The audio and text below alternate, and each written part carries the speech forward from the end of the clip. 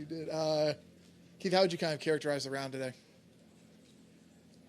Solid. I hit it better on the front than I did the back, but I chipped and putted better on the back than to the front. So just kind of matched around over the 18 holes. Hopefully we can be a little bit more consistent tomorrow in terms of being where we are off the tee.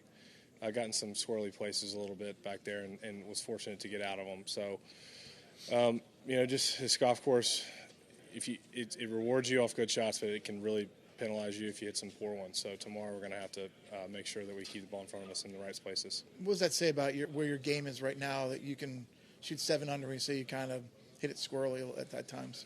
Well, squirrely is a relative term, I should say. I got hit it pretty far right on number 13. That tee shot just does not set up good for my eye. I hit a cut with my driver, and that whole dog legs right to left with some huge trees. So I might change clubs tomorrow. There's a good chance I'll hit 3-wood tomorrow. Good chance I'll probably hit 3-wood tomorrow, just because I can't quite hold a fade into that fairway. But got a decent look at the green, not being in any trees. So, and the 15 is just a really tough driving hole.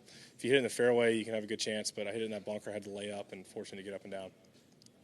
You've been playing pretty well for a while now. What's been the difference? My short game's definitely improved a lot over the past year. To match it up with my driving, my ball striking is something I've been working on for my whole life, really. And I feel like recently it's started to click a little bit more.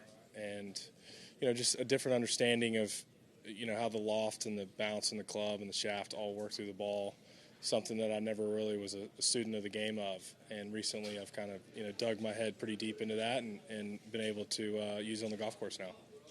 Was there kind of a turning point where you wanted to kind of dig in on that a little bit more? Yeah, it was about a year ago, I would say. Maybe, I don't know. A couple of years back, I was just practicing on the range at Phoenix. Might have been last year.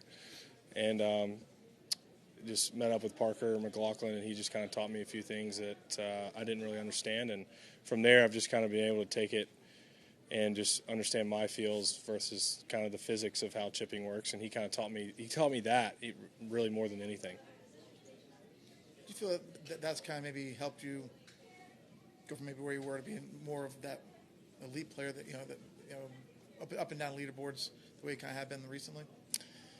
I mean, I would like to think so. It's so tough out here. There's so many good guys, and you just can't really blink if you want to win a golf tournament. And if you blink around the greens, there's 3 or 4 or 5 shots a week that you're out of the tournament. So you really have to step up out here to beat these guys. And my driving, I felt like, it's always been there.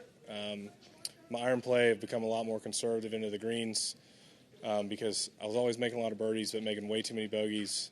Being more conservative there and then being better on the greens just kind of helped me, well-rounded in my game.